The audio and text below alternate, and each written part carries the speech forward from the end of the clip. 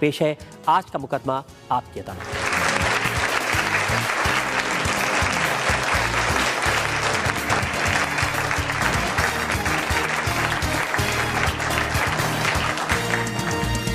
عدالت کی کارروائی شروع ہوئے۔ مقدمہ شروع ہوتا ہے آپ کی عدالت میں پہلا الزام عمران خان پر۔ آپ کی عدالت میں عمران خان پر الزام ہے کہ ان کے ڈبل سٹینڈرڈ ہیں۔ عمران صاحب، جو خبریں پاکستان سے یہاں تک پہنچتی ہیں اس سے پتہ چلتا ہے کہ آج کل نوجوانوں کو بہت اپدیش دیتے ہیں، پریچ کرتے ہیں کیسے فیملی ویلیوز پر دھیان دینا چاہیے، یہ بات صحیح ہے؟ کبھی کبھی، لیکن آپ جو لوگوں کو بتاتے ہیں وہ اپنے اوپر تو آپ نے امپلیمنٹ کیا نہیں۔ جب آپ نوجوان تھے تب آپ نے کیا کیا حرکتیں کی تھی جب آپ لندن میں رہتے تھے، اس کا چٹھا تو لوگوں کو معلوم ہی ہوگا۔ دیکھیں، اس لیے میری طرح کا آدمی زیادہ بہتر بتا سکتا ہے، کیونکہ جس نے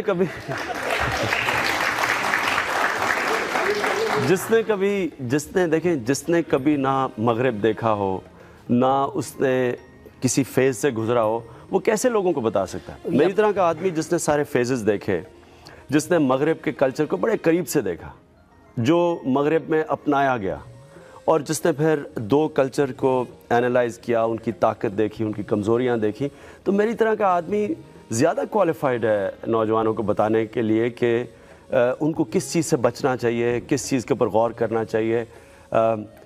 ایک بندروں کی طرح کسی اور کلچر کو کاپی نہیں کرنا چاہیے۔ تو یہ میرے سے میں سمجھتا ہوں نوجوان زیادہ سنیں گے بجائے اس کے جس کو پتہ ہی نہیں مغرب لیکن کیا۔ آپ کو بھی بتایا تھا جب آپ لندن جا رہے تھے 20 سال کی عمر میں، تو آپ کی ماں نے آپ کو کہا تھا کہ بیٹا یہ جو گوری میم ہے ان سے دور رہنا۔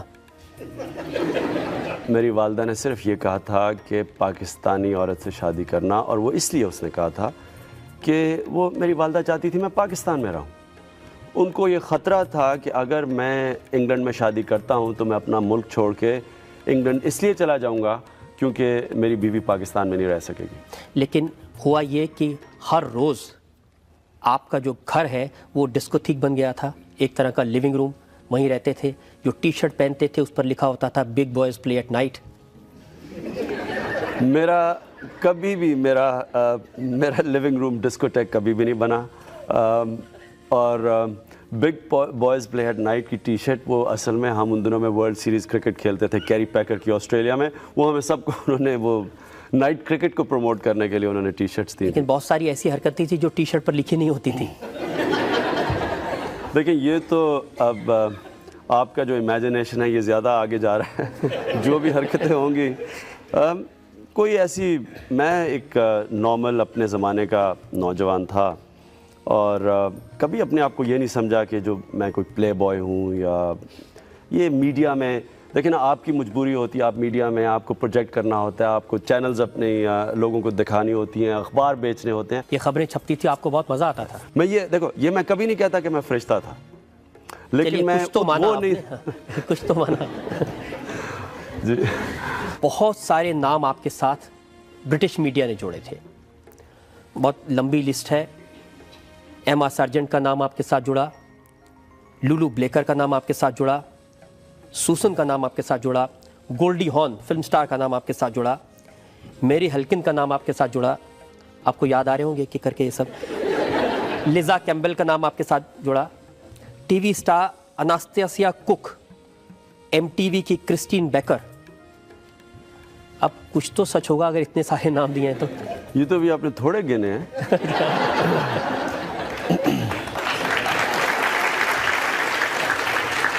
اور یہ وہ نام ہے جن کو کسی کو بھی میں جانتا تھا، وہ آپ نے سارے نام ڈال دیے، میں اس لیے کہا اس سے زیادہ لوگوں کو میں جانتا تھا۔ اور اسی بنا پر جو کرنل نسیم ہیں پاکستان کرکٹ کنٹرول بورڈ کے، انہوں نے کہا کہ ہر شام ان کی ایک نئی لڑکی کے ساتھ گزرتی تھی عمران کی۔ یہ کرنل نسیم اپنی فینٹیسیز میرے زیر رہنے کی کوشش کر رہے تھے، ان کی یہ فینٹیسی ہوگی۔ اس میں سچائی نہیں ہے؟ کوئی اور ٹھوس، کوئی صحیح الزام لگائیں، یہ کیا الزام لگا رہے ہیں؟ عمران صاحب، یہ سب وہ الزام ہیں جو میڈیا میں آپ کے اوپر لگتے رہے، پاکستان کی میڈیا میں آپ پر لگتے رہے، برٹن کے میڈیا میں آپ پر لگتے رہے۔ میں ایک بیچلر تھا، زیادہ کرکٹ کھیلتا تھا، شادی نہیں تھی، اس میں اسپیکولیشن ہوتی تھی، کسی پارٹی میں چلا جاؤں، کسی سے نظر آ جاؤں، تو یہ ساری چیزیں جو آپ نے ناموں کی لسٹ دی ہے۔ اس کو کیا آدمی ڈیفینڈ کرے اپنے آپ کو اس؟ لیکن یہ بات اور یہ اتنی پرانی آپ باتیں کر رہے ہیں کہ میں تو بھول بھی چکا ہوں یہ سب چیزیں. کبھی نہ کبھی کسی کو تو یاد دلانا پڑتا ہے عمران صاحب. میرا تو ایک شادی سے پہلے کا فیز تھا جو میں بھول چکا ہوں. اس کے بعد شادی کے بعد کا فیز ہے, اس کو وہ مجھے یاد ہے, اس کے اوپر کوئی بات کرے. جنتا سے پوچھتے ہیں, اگر اس بارے میں آپ سے سوال پوچھنا چاہتے ہیں. جس سمے آپ پاکستان ٹیم کے کیپٹن تھے, اس سمے آپ ایسا مطلب کیا سوچتے تھے, ایسا جب بھارت کے ساتھ میچ ہوتے تھے تو کس بھاؤ سے اس میچ کو کھیلتے تھے, اور کسی ٹیم کے ساتھ ہوتا تھا تو کس بھاؤ سے کھیلتے تھے؟ دیکھیں, بھارت کے خلاف تو میں پورا زور لگاتا تھا اور پوری کوشش کرتا تھا کہ شکست دوں آپ کی ٹیم کو. لیکن یہ آپ ہمیشہ یہ یاد رکھیں کہ کبھی یہ کوئی دشمنی نہیں ہوتی تھی, یہ ایک ہیلدی کمپٹیشن ہوتی تھی, ایک مقابلہ ہوتا تھا, کیونکہ پبلک اتنا انٹرسٹ تھا اس میچز میں. ہمیں پتہ تھا کہ سارا ہندوستان اپنی ٹیم کے ساتھ کھڑا اور ہمارا سارا ملک اپنی ٹیم, تو ظاہر ہے پورا زور لگانا تھا میں نے. لیکن بھارت کے خلاف جب کھیلتے تھے تو ڈر بھی ہوتا ہوگا, اگر ہار کے واپس لوٹے تو پبلک مارے گی بہت.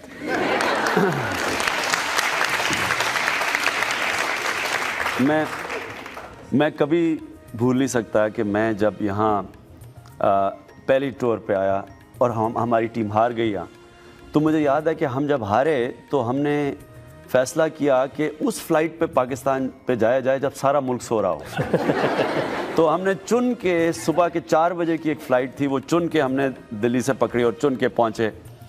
تو کوئی ایئرپورٹ پہ نہیں تھا, صرف کسٹم آفیشلز تھے اور امیگریشن آفیشلز. آپ یقین کریں کہ ان کسٹم آفیشلز نے ہمیں 2 گھنٹے ایئرپورٹ روکا اور ایک چیز ہماری کانفسکیٹ کی جو بھارت سے آئی تھی, مثلا ریکارڈ یا پریزنٹس ملے, سب کچھ انہوں نے لے لیا ہمارے سے اور 2 گھنٹے وہاں میں رکھا. اور اس کے بعد جب ہم نکلے تو تھوڑے لوگ جاگے ہوئے تھے, تو ہم چھپ کے اپنے گھروں پہ پہنچے.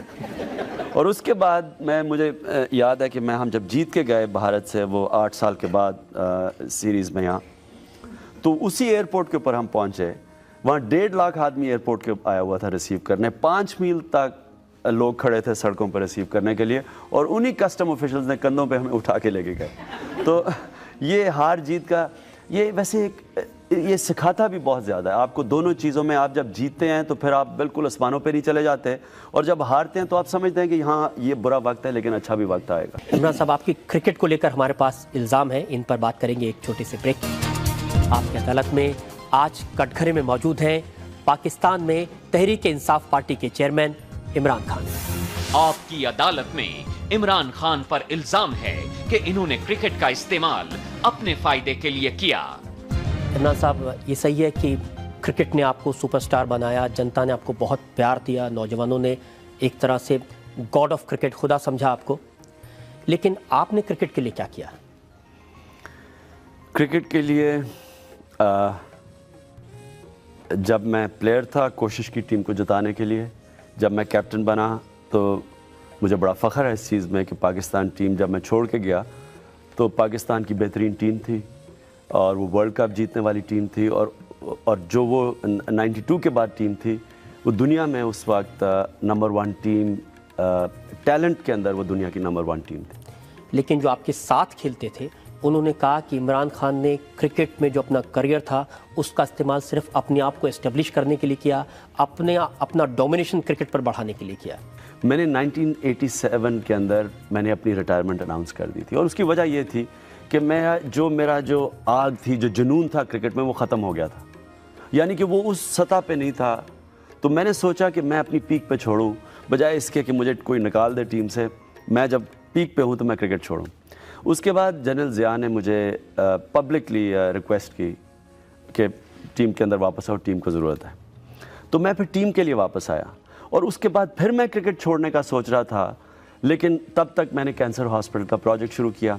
تو کینسر ہاسپٹل کے پروجیکٹ کے جو ڈاکٹرز تھے, انہوں نے, جو ہمارے ساتھ بورڈ آف گورننس تھے, ان سب نے مجھے کہا کہ اگر آپ کرکٹ سے اس وقت نکل جائیں گے تو آپ اس ہاسپٹل کو بنا نہیں سکیں گے, کیونکہ اس کے لیے آپ کو پبلک آئی میں رہنا ہے, آپ کو پیسے اکٹھے کرنے ہیں, اور اگر آپ کے پاس آپ پبلک آئی سے نکل گئے تو ہم ہاسپٹل کے لیے جو اتنا زیادہ 70 کروڑ روپیہ اکٹھا کرنا تھا آپ نہیں کر سکیں گے. لہٰذا اس کے بعد میں صرف کرکٹ کھیلا کینسر ہاسپٹل کے لیے.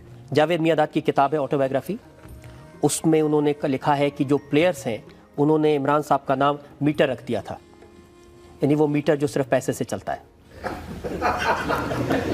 ایکچولی تو الٹا ہوا بات، یہ جو آپ کہہ رہے ہیں میٹر کی، کہ اصل میں تو وہ ٹیم جو 3-4 لڑکے تھے اس میں جو جن کو پیسے کی لالچ کئیوں کو زیادہ ہوتی ہے، کئیوں کو کم ہوتی ہے، ان کا یہ خیال تھا کہ ورلڈ کپ میں جو لوگوں نے خوشی میں پیسے دینے تھے ٹیم کو، وہ ٹیم کے پیسے میں ہاسپٹل میں نہ لے جاؤں. 2 انہوں نے الزام لگائے ہیں. ایک تو الزام یہ کہ جب میچ ختم ہوا تو جو جیت تھی، خوشی تھی، جو خمار تھا، اس میں آپ نے استعمال کیا اپنے کینسر ہاسپٹل کو پبلسٹی دینے کے لیے. اس وقت جو آپ نے اسپیچ دی اس میں کہا کہ مجھے کینسر ہاسپٹل کے لیے مدد چاہیے. اس میں تو مجھے کوئی شرم ہے ہی نہیں، کیونکہ میں تو آپ کو عرض کی کہ میں تو کھیل ہی ہاسپٹل کے لیے رہا تھا، اور ہاسپٹل میری ذات کا ہاسپٹل تو نہیں تھا، پاکستان کے لیے، پاکستان کا واحد کینسر ہاسپٹل بننا تھا، تو میں تو اپنے ملک کے لیے کر رہا تھا. تو مجھے تو اس میں کوئی شرم نہیں کہ میں نے پبلسٹی دی. میں نے تو 2 سال سے پبلسٹی دے رہا تھا. میں تو جب کوئی پرائز جیتا تھا میں وہ اپنے ہاسپٹل کو دیتا تھا. مثلا آسٹریلیا میں 2-3 سال پہلے کرکٹر آف دا ایئر بنا پاکستان ٹیم کے لیے کھیلتے ہوئے، تو جان کے میں نے کرکٹر آف ایئر کا جو گاڑی کا ایوارڈ تھا وہ ہاسپٹل کو ڈونیٹ کیا، اس کو پروجیکٹ کرنے کے لیے. آپ اپنے ایوارڈ ہاسپٹل کو دے دیں، کسی کو آپتی نہیں تھی، لیکن جو پلیئرس ہیں ان کو لگا کہ جب لوٹ رہے تھے واپس سنگاپور میں رکے، سنگاپور کے ایمبیسڈر نے ایک چیک دیا، وہ پوری ٹیم کے لیے چیک ہونا چاہیے تھا، اس نے آپ نے اس کو بھی ہاسپٹل میں لگا دیا. جب مجھے یہ خیال ہوا کہ کئی ہمارے کھلاڑیوں میں یہ خدشہ ہے کہ میں ٹیم کا پیسہ ہاسپٹل میں لگا رہا ہوں، تب میں نے فیصلہ کیا اس کے بعد کرکٹ ختم کرنے کا، کیونکہ اس کے بعد میری تو فوکس ہاسپٹل تھا، اور میں تو کرکٹ کھیل ہی رہا تھا اور یہ اناؤنس کر کے کھیل رہا تھا ہاسپٹل کے لیے. تو اس میں تو کوئی، لیکن یہ کہنا کہ میں لڑکوں کا پیسہ ہاسپٹل میں لگاؤں، یہ تو کبھی کسی صورت میں نہیں کر سکتا تھا. اور یہ جو آپ سنگاپور کی بات کر رہے ہیں، وہ ایمبیسڈر ابھی بھی ہے، اب سنگاپور میں نہیں ہے، اسلام آباد میں ہے. اس نے پیسے ہی ہاسپٹل کے لیے اکٹھے کیے تھے. لیکن لڑکوں کے امپریشن ضرور لگا کہ وہ پیسہ ٹیم کے لیے تھا. کئی لڑکے لالچی ہوتے ہیں اور ان کو یہ پیسے کے بھوکے ہوتے ہیں. میں یہ کہوں گا بدقسمتی یہ ہے کہ انہوں نے اپنی لالچ کے اندر یہ سمجھا کہ میں نے ان کا پیسہ ہاسپٹل کو دیا. بالکل غلط تھا. انہوں نے اپنی کتاب میں یہ بھی لکھا ہے کہ آپ نے بورڈ آفیشلز کے ساتھ مل کر کے ان کو کرکٹ کی کیپٹنشپ سے ہٹوا دیا. نہ میں بورڈ میں آفیشل تھی، نہ میں بورڈ کا ممبر تھا. کیا میں بورڈ کو کہہ کے اس کو کیپٹن ہٹا سکتا تھا؟ یہ بھی ایک پیرانویا تھا. اور یہ بدقسمتی ہے کہ میاں داد نے اس طرح کی باتیں لکھی. حالانکہ میرے ساتھ مل کے وہ ہماری بڑی زبردست ہمارا کمبینیشن تھا، جاوید کی بڑی زبردست پرفارمنس ہے ٹیم میں. لیکن ایسی باتیں لکھنا، میں حیران ہوں کہ اس نے کتاب میں ایک بڑی انہوں نے اسپیسیفک بات لکھی ہے کہ عمران خان نے ہماری ٹیم کو توڑنے کی کوشش کی.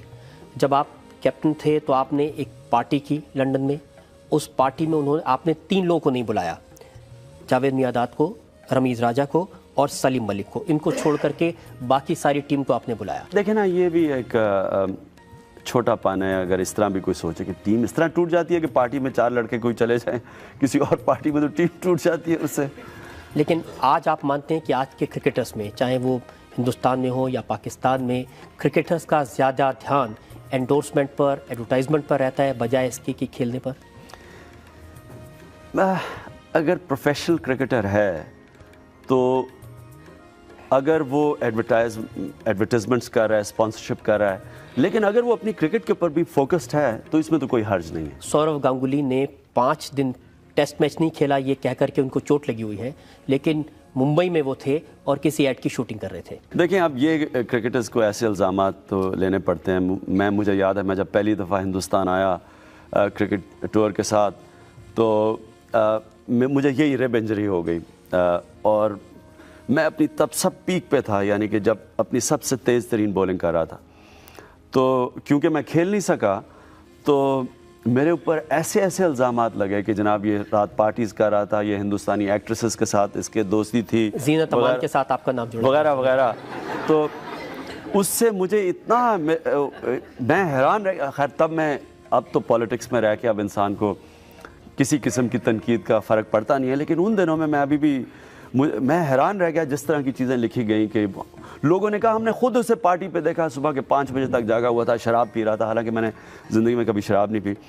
تو اس طرح کے الزامات لگتے ہیں، اسپورٹس مین کو فیس کرنا پڑتا ہے. آپ جب اچھا کرتے ہیں آپ ساری رات جاگے رہیں، پارٹیز کریں، وہ سب کچھ بھول جاتا ہے لوگوں کو. جب آپ برا کرتے ہیں، آپ نے چاہے کوئی غلط کام کیا ہو یا نہ کیا ہو، وہ الزامات لگ جاتے ہیں. یہ اسپورٹس مین کو فیس کرنا پڑتا ہے. اور جب الزام ایسے لوگوں سے لگتے ہیں جو اپنے ساتھی رہے ہوں، اپنے کلیگ رہے ہوں، تب کیسا لگتا ہے؟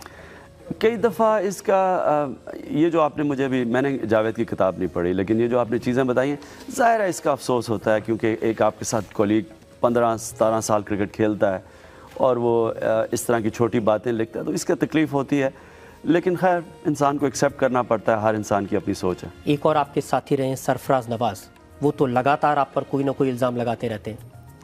اس کی دیکھیں، ایک قرآن شریف میں ایک آیت ہے، ہماری کتاب جو ہے مسلمانوں کی، اس میں آیت ہے کہ اللہ نے انسان کو اشرف المخلوقات پیدا کیا، یعنی کہ سب مخلوق سے عظیم، لیکن جب وہ انسان گرتا ہے تو وہ جانوروں سے بھی نیچے چلا جاتا ہے، یہ جانوروں سے نیچے چلا گیا سرفراز نواز، اس کے لیے اوپر میں نہیں آگے بات کرتا۔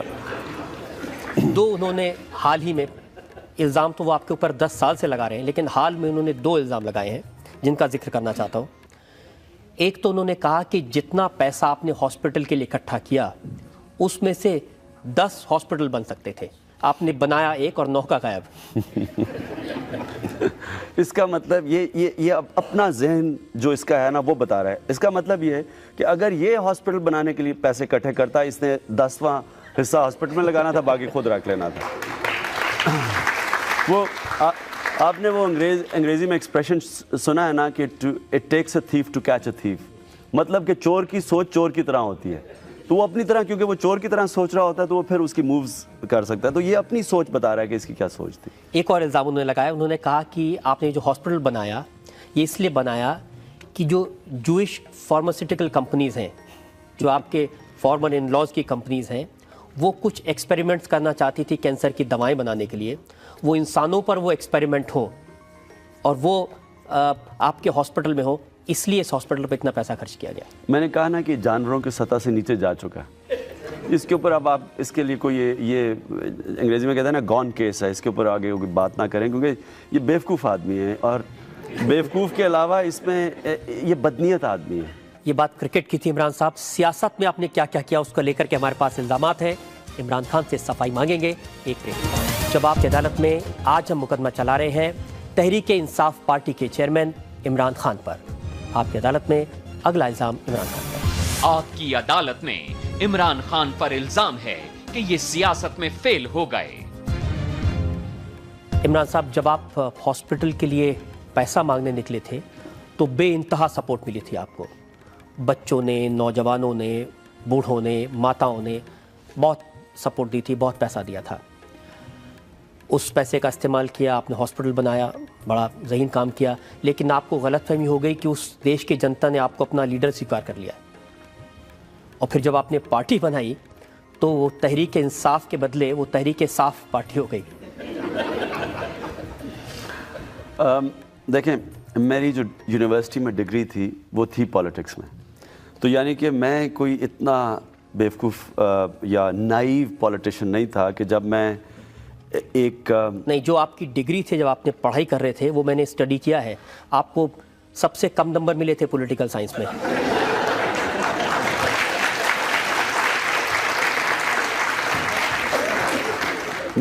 میں آپ کو یہ ریکویسٹ کروں گا کہ آپ پھر سے اس کے اوپر ریسرچ کریں، اور جب آپ ریسرچ کریں گے تو آپ کو پتہ چلے گا کہ پالیٹکس کے پیپر کے اندر مجھے آکسفورڈ کے اندر، یہ آپ یاد رکھیں کہ آکسفورڈ کے اندر سارے ذہین ترین اسٹوڈنٹس جاتے تھے، اس کے اندر مجھے ٹاپ سیکنڈ ملا تھا آکسفورڈ کے اندر، اکنامکس کے اندر مجھے تھرڈ ملی سیکنڈ اور اکنامکس میں تھرڈ۔ اکنامکس میں کم۔ دیکھیں، تو میں پاکستان کی پولیٹیکل سچویشن کو جانتا تھا کہ ایک آدمی جب ایک اینٹی اسٹیٹس کو، اینٹی اسٹیبلشمنٹ پالیٹکس کرنے آیا ہے تو کیا وہ جو اتنے پرانے منجے ہوئے سیاستدان اور سیاسی جماعتیں بیٹھی تھیں، کیا وہ مجھے ایک دم وزیر اعظم انہوں نے بننے دینا تھا؟ اور کیا آپ ایک پولیٹیکل آرگنائزیشن کے بغیر وزیر اعظم بن سکتے ہیں؟ ایک نئی پارٹی آ کے اس طرح سویپ کر سکتی ہے؟ تو مجھے کبھی کوئی غلط فہمی نہیں تھی اس میں۔ عمران صاحب، اتنی بری حالت، آپ 9 سیٹ پر چناؤ لڑے، 7 سیٹوں پر آپ کی ضمانت ضبط ہو گئی۔ آپ یہ حیران ہوں گے کہ ایک الیکشن سے ایک ہفتہ پہلے میری سٹیٹمنٹ تھی کہ ہمیں میکسیمم 3 سیٹیں ملیں گی اور منیمم 0 ملیں گی، یہ میری اپنی سٹیٹمنٹ تھی۔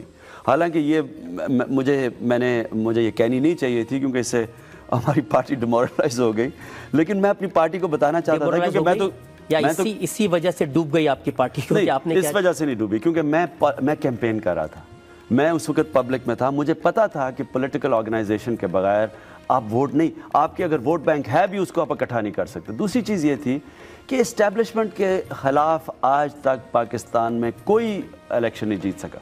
جب اسٹیبلشمنٹ ایک پارٹی کے ساتھ کھڑی ہو جاتی ہے, آج تک ہماری تاریخ میں اس کو کوئی نہیں ہرا سکا. اس وقت میں مان لیتا ہوں آپ کی پارٹی نئی تھی, آپ نے جتنی سیٹیں لڑی ساری کی ساری سیٹیں ہار گئے, لیکن جب 2001 میں الیکشن ہوئے تب بھی آپ کی پارٹی کو 0.8% ووٹ ملے صرف. بالکل ٹھیک ہے, اور میں سمجھتا ہوں کہ یہ بھی بڑی اچیومنٹ تھی, اور اس کی وجہ یہ ہے کہ دیکھیں ہم اپنے دوسری الیکشن میں ہم نے جنرل مشرف کو ان کے 3 سال میں 2.5 سال ہم نے ان کی سپورٹ کی, کیونکہ ہم سمجھے کہ جنرل مشرف نے جو 7 پوائنٹ اپنا ایجنڈا دیا تھا وہ ہمارا ایجنڈا تھا, تو ہم نے ان کی سپورٹ کی. اور جب آخر میں ہمیں یہ پتہ چلا کہ جنرل مشرف بھی وہی سٹیٹس کو بحال کر رہے ہیں جس کے خلاف ہم لڑ رہے تھے, تو ہمارے راستے الگ ہو گئے. لیکن جب راستے الگ ہوئے تو الیکشن سے 3 مہینے پہلے جب راستے ہمارے الگ ہوئے تو نہ ہم پرو مشرف پارٹی رہے اور نہ اپوزیشن پارٹی رہے, اور پھر اسٹیبلشمنٹ کے خلاف 3 مہینے پہلے جانا, الیکشن سے صرف 3 مہینے پہلے, تو ہم تو پھر سروائیول کی ہم نے جنگ لڑی. یاد رکھیں کہ PMLN جو پنجاب کی سب سے بڑی پارٹی اور پاکستان کی سب سے بڑی پارٹی تھی, جس کی 2/3 میجورٹی تھی پارلیمنٹ میں پہلے, اس کو صرف 13 سیٹیں ملی, کیونکہ اسٹیبلشمنٹ کے خلاف جب وہ کھڑے ہوئے تو اسٹیبلشمنٹ نے ان کو وائپ آؤٹ کر دیا. تو ہم تو ابھی نئی پارٹی تھے ان کے مقابلے. اگر سیاست کرنی تھی آپ کو اتنے سارے موقع ملے تھے, جب ضیاء الحق صاحب پریزیڈنٹ تھے پاکستان کے, انہوں نے آپ کو آفر دی تھی؟ جی, انہوں نے 1988 میں مجھے منسٹرشپ کی آفر دی تھی. اگر سیاست کرنی تھی تو اس سمے منسٹر بن جاتے. نہیں, تو مجھے جنرل مشرف نے پرائم منسٹرشپ کی آفر دی تھی. خود انٹرویو میں کہا ہے کہ عمران میرا پرائم منسٹر کا نامنی تھا اگر وہ مجھے جوائن کر جاتا. تو دیکھیں, فیلڈ پولیٹیشین آپ نے بات کی, کامیاب پولیٹیشین اور فیلڈ پولیٹیشین میں کیا یہ فرق ہے کہ وہ اپنا ضمیر بیچ دے, اپنے نظریے سے ہٹ جائے, پاور پولیٹکس کرے, تو وہ تو بڑا آسان ہے کامیاب ہونا. میں آج وزیر اعظم ہوتا پاکستان کا, اگر میرا مینیفیسٹو اور نظریہ نہ ہوتا تو آج وزیر اعظم بن جاتا. آپ کو لگتا ہے کہ مشرف صاحب کے ساتھ کھڑے ہونا آپ کی غلطی تھی؟ بالکل غلطی اس لیے تھی کہ ہم نے یہ سمجھا کہ جنرل مشرف ایک ملک میں تبدیلی چاہتے ہیں جس طرح ہم چاہتے تھے, لیکن جب نظر آیا کہ وہ بھی وہی سٹیٹس کو کی اور وہی پولیٹکس کر رہے ہیں جو پہلے چل رہی تھی, تو غلطی اس لیے سمجھتا ہوں کہ ہم اگر پہلے سے اپوزیشن میں چلے جاتے تو ہماری بہتر تیاری ہونی تھی الیکشن کے آنے تک. آپ کو یہ نہیں لگتا کہ آپ ایک شریف انسان ہیں اور شریفوں کا پولیٹکس میں کوئی کام نہیں ہے؟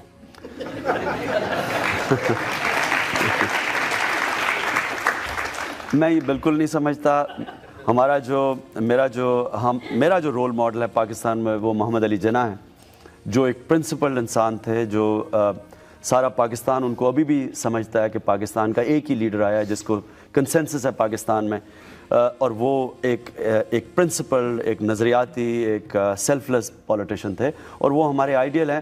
محمد علی جناح نے پولیٹکس 1910 میں شروع کی اور 47 میں کامیابی ہوئی. تو دیکھیں, جب آپ ایک نظریے اور یا ایک خواب کو چیس کرتے ہیں تو پھر آپ ٹائم فریم اپنے آپ کو نہیں دیتے. آپ یہ نہیں کہتے کہ میں اگر 2 الیکشن میں کامیاب نہیں ہوا تو میں فیل ہو گیا ہوں. آپ اپنے نظریے کے لیے شاید ساری زندگی آپ لگائیں گے اس میں کامیاب ہونے کے لیے. خواب دیکھتے دیکھتے آدمی اسامہ بن لادن کا سپورٹر بن جائے, یہ کہنے لگے کہ اسامہ نے جو کیا وہ غلط نہیں کیا. یہ کس نے کہا ہے؟ یہ آپ کا یہ سٹیٹمنٹ ہے 25 اکتوبر کا, اور آپ نے کہا کہ whenever the US kills Osama bin Laden there will be a strong reaction throughout the Islamic world. آپ نے کہا کہ اگر سپٹمبر 11 کے انسیڈنٹ کے بعد میں یہ ہو جاتا, it is clear that if Osama is killed no American اور European would be able to enter any Islamic state. اس کی میں آپ کو وجہ بتاتا ہوں. دیکھیں ہوا کیا کہ جب ٹوئن ٹاورز پر اٹیک ہوئے, اسامہ بن لادن کو ایک دم گلٹی پرناؤنس کر دیا. طالبان کو انہوں نے کہا کہ ہمیں اسامہ بن لادن دو. طالبان نے آگے سے ایک بڑی ریزنبل سٹیٹمنٹ دی, انہوں نے کہا آپ ہمیں ثبوت دیں اور ہم آپ کو اسامہ بن لادن دے دیتے ہیں. بن لادن کے ٹیپس آئے, اس میں یہ مانا کہ جو 9/11 کا جو ٹیرر ہوا تھا اس کے پیچھے اس کا ہاتھ تھا. اس نے کہا میں نے بدلے کی کارروائی کی ہوگی, لیکن کیا القاعدہ انٹیکٹ ہے؟ کیا اسامہ بن لادن کسی آرگنائزیشن کو کنٹرول کر رہا ہے؟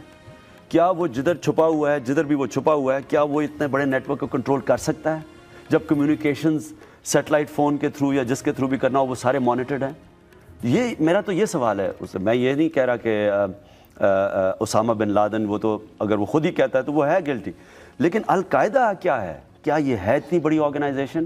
اس کے اوپر میرے ڈاؤٹس ہیں۔ آپ کی جو پولیٹیکل پارٹی ہے تحریک انصاف، اگر جس طرح سے وہ ڈیموکریسی آتی ہے پاکستان میں اور آپ کی پارٹی پاور میں آتی ہے، تو آپ ایسا کون سا پریکٹیکل قدم اٹھائیں گے جس سے کشمیر جو پرابلم ہے وہ سارٹ آؤٹ ہو جائے؟ میرا یہ خیال ہے کہ عوام دونوں ملکوں کی آج تیار ہے ایک سلوشن کے لیے۔ آج لوگ تنگ آ چکے ہیں ایک زبردستی ایک کانفلکٹ، جس طرح ڈاکٹر موہن سنگھ نے کہا کہ ہمیں ہمارے سارے سب کانٹیننٹ کو کسی نے روکا ہوا ہے آگے بڑھنے سے، اور اس کانفلکٹ نے روکا ہوا ہے۔ بجائے یہ کرنے کہ یہ ڈسپیوٹ کی pushing it under the carpet کہ جی خود ہی ٹھیک ہو جائے گا، وہ ٹھیک ہوتا نہیں ہے۔ ہارڈ لائنرز آپ کی طرف بھی بیٹھے ہیں، ہماری طرف بھی بیٹھے ہیں، وہ فائدہ اٹھاتے ہیں اس ڈسپیوٹ سے۔ وہ پھر نفرتیں سے ووٹ زیادہ آسانی سے ملتی ہے، پیار سے ووٹ مشکل ملتی ہے، تو جو نفرتیں پھیلانے والے ہیں وہ فائدہ اٹھاتے ہیں ایک ڈسپیوٹ کا، اور کسی ٹائم پہ بھی یہ پھر ایک وہ سچویشن آ جاتا ہے جس طرح ابھی حال ہی میں آیا تھا کہ 2 نیوکلیر آرم ملک کی فوجیں بارڈرز پہ بیٹھی ہیں ایک دوسرے کی طرف، اور ہم سارا بر صغیر اس کا ہاسٹیج ہے۔ تو میں سمجھتا ہوں کہ اس ڈسپیوٹ کو ضروری ہے ہمیں حل کرنا۔ اس کا حل نکالا کرکٹ نے، جس کو کرکٹ ڈپلومیسی کہتے ہیں۔ جب کرکٹ کھیلی دونوں ملکوں نے تو دونوں ملک کتنے قریب آئے؟ جو میں نے اس سیریز میں دیکھا، میں یہ نہیں سمجھتا کہ میں اپنی زندگی میں سمجھتا تھا یہ دیکھوں گا۔ یعنی کہ پاکستان ہارتا ہے پاکستان کی گراؤنڈ کے اوپر، ہندوستان کے اسپیکٹیٹرز ہندوستان کے جھنڈے پکڑ کے پھر رہے ہیں، اور پاکستان کراؤڈ ان کو چیئر کر رہا ہے۔ اور پھر وہ جو یہاں سے آپ کے شائقین گئے، ان کو لوگوں نے جس طرح لاہور میں خاص طور پر بڑے ہندوستان سے اسپیکٹیٹرز آئے، ان کو لوگوں نے مفت کھانے کھلائے کہ ان سے پیسے نہیں لیتا تھا، ریسٹورنٹس میں لوگ ان سے، تو یعنی کہ یہ ایک پبلک میں ایک ڈیزائر ہے، ایک خواہش ہے کہ یہ دونوں ملک اکٹھے ہوں اور یہ جھگڑا ختم ہو۔ صرف مجھے ایک افسوس ضرور ہوا کہ ہمارے جو کرکٹرز تھے انہوں نے اتنی زیادہ ہاسپٹیلٹی دکھا دی ہندوستان ٹیم کو کہ آرام سے اتنی بری طرح ہار گئے، اس کا ضرور افسوس ہوا۔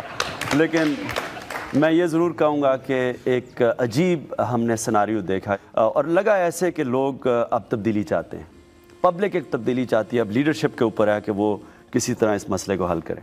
عمران صاحب، ہم نے کرکٹ کی بات کی، سیاست کی بات کی، آپ کی ذاتی زندگی کو لے کر بہت سارے سوالات ہیں۔ عمران خان پر جنتا کا مقدمہ جاری رہے گا۔ عدالت میں آج ہم مقدمہ چلا رہے ہیں تحریک انصاف پارٹی کے چیئرمین عمران خان پر۔ آپ کی عدالت میں اگلا الزام عمران خان پر۔ آپ کی عدالت میں عمران خان پر الزام ہے کہ انہوں نے سیاست کے چکر میں اپنی ذاتی زندگی کو نقصان پہنچایا۔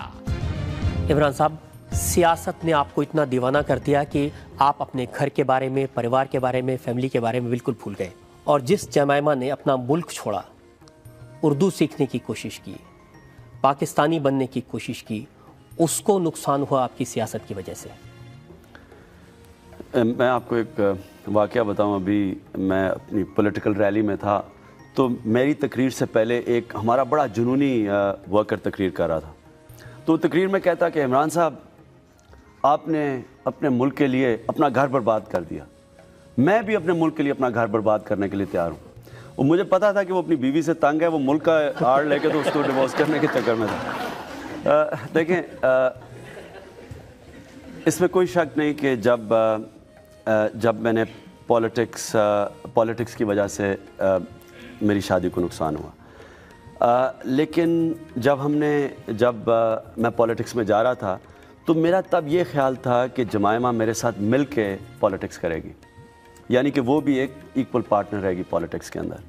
لیکن بدقسمتی یہ ہوئی کہ جب میں نے پالیٹکس شروع کی تو جو میرے اپوننٹس تھے، جو میرے پولیٹیکل اپوننٹس تھے، انہوں نے، کیونکہ مجھے اللہ نے ایک اسٹیچر دیا تھا پاکستان میں اور میری کریڈیبلٹی تھی، کیونکہ وہ مجھے اٹیک نہیں کر سکتے تھے، انہوں نے سارا اٹیک جمائمہ پہ کیا۔ آپ کی وجہ سے ان کے جو ہونے کو ایشو بنایا گیا؟